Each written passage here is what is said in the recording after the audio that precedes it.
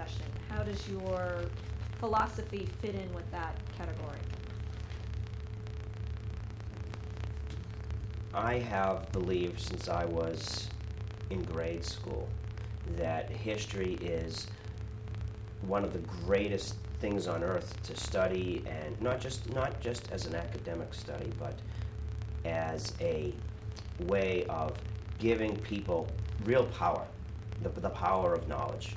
And I believe it so fervently that it pains me to see it taught wrong. I mean, it literally pains me. I can't deal with it when I see history being seen as boring by students.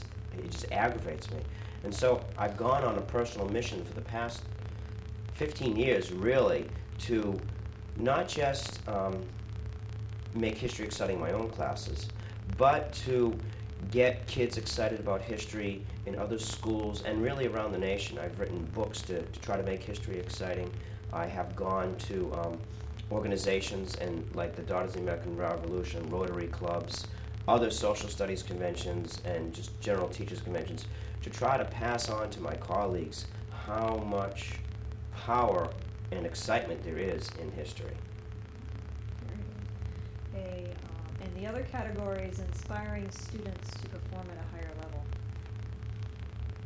That is the easiest part of my job, because I see my excitement translates to them, and I realize how much there is to learn and how much excitement there is out there, and I just ask them to find out on their own, and I expect nothing but the best, and they always exceed my expectations.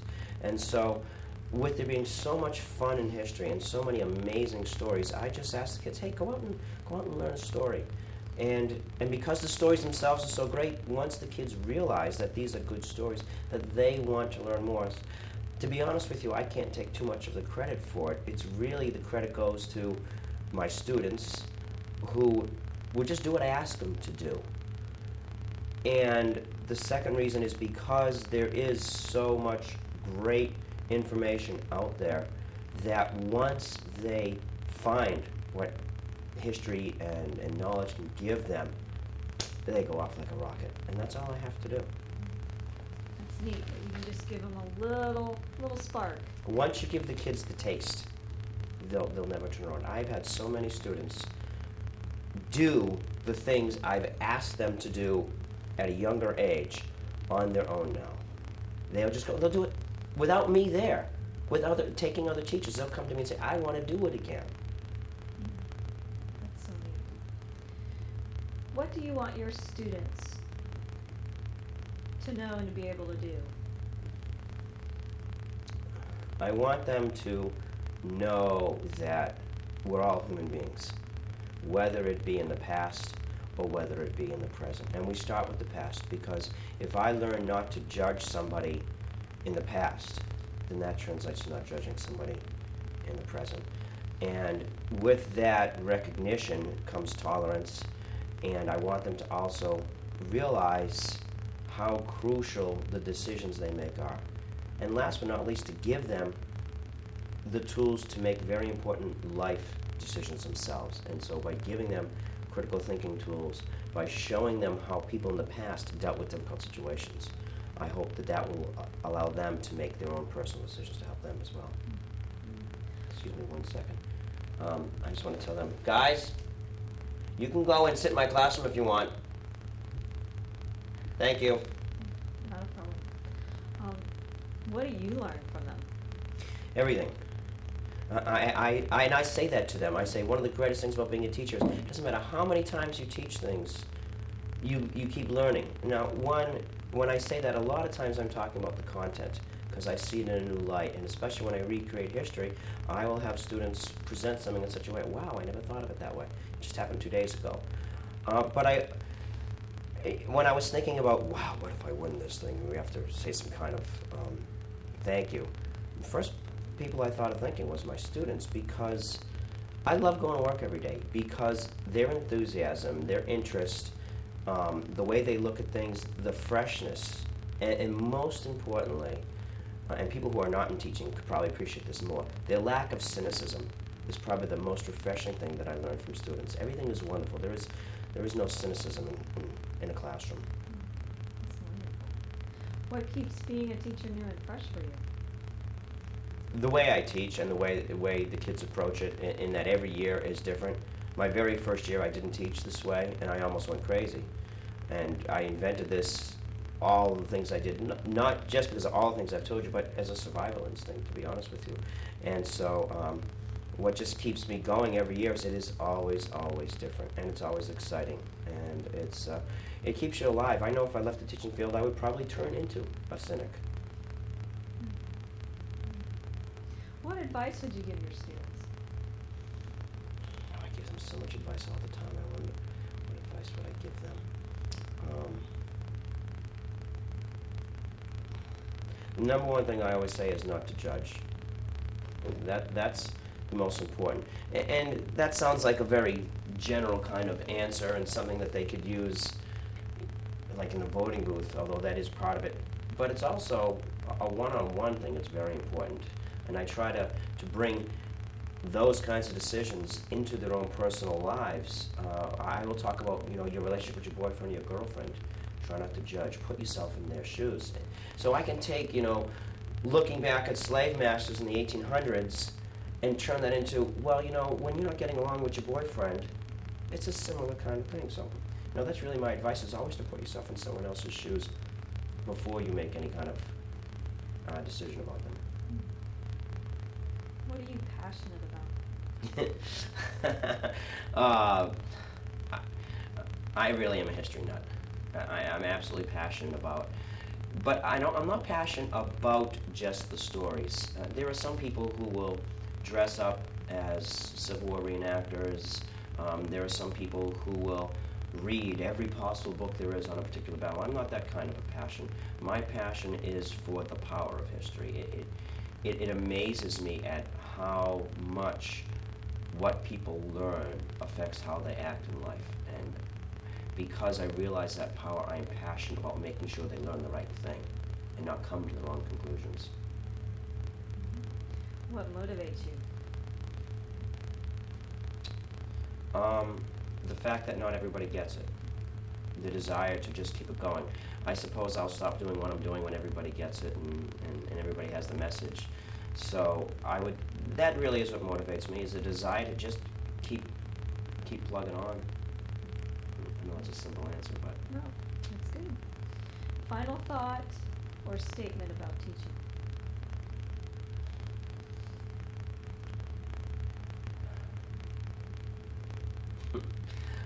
Final thought about teaching.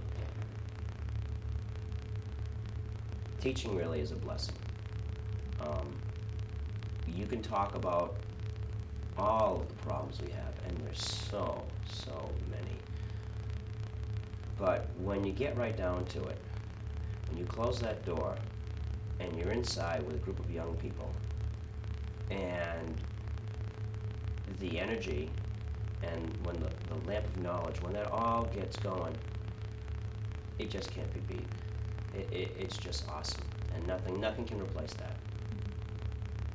Well, I was going to ask you about this in the first period class, when you had the four students up at front, trying to negotiate what Right, countries and right. all of that. What was that like for you to hear them fighting over countries and then having the students that were sitting in the seats saying, no, wait a minute, what was that like for you? Two reactions I always have to that. First reaction is a sense of pride. Not just myself, because I know it's not just about me, about all the work that they've done. Just the fact that they can say things that Woodrow Wilson said without any prompting, without even necessarily reading Wilson, that you can create a situation where they can actually recreate history. It's just a sense of accomplishment. Wow, that's great. I love it. And it's a sense of bonding with them because I know they're thinking the same things I'm thinking. And you may have noticed how often we laugh together, and that's great. And last but not least, I know you're going to edit this, so I lost my train of thought here. That's right. Okay. Last but not least is that for me, sometimes it's like being there again. So here I am, a history teacher, and I get to go back in time and see it recreated. So that's a personal pleasure as well. just one more question. What would you tell either a new teacher starting out or someone, you know, even some of your 12th graders who are really considering teaching? And, you know, they're looking at it, well, you know, I'll never make the big bucks as a teacher, I'll never, you know, I'll have all these long hours. What would you tell them that the benefits of being a teacher?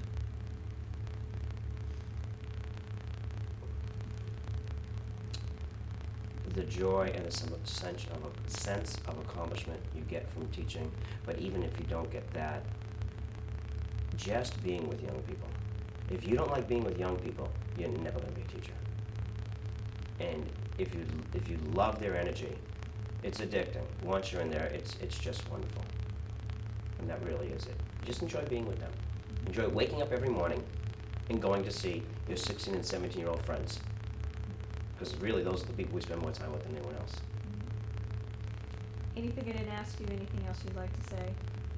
Any point you would like to make?